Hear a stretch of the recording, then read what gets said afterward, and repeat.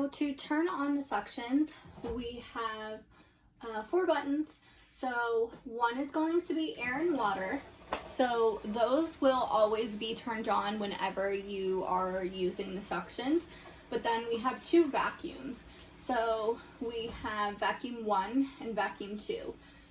So they are labeled per the doctor's name. The reason is just so that we switch back and forth. So what we used to do years ago was we would only use this one.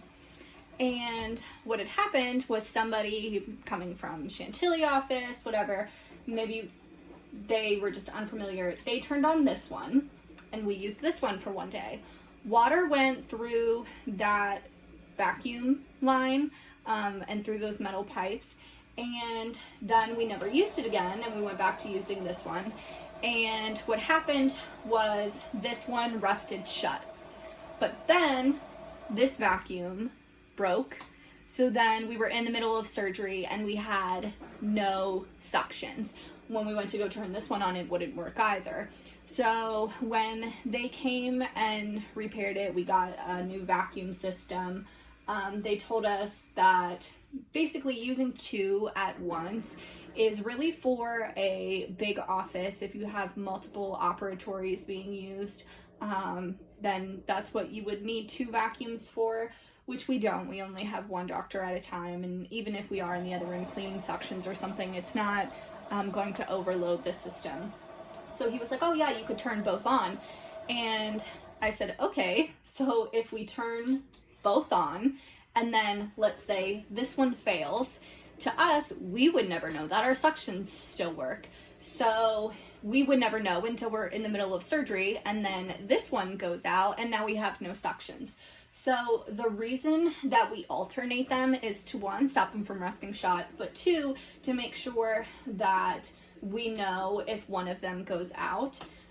So that way, let's say we're in surgery, if your suction stops working, one of the things that you can do is come in here and turn on the other vacuum and see if it works.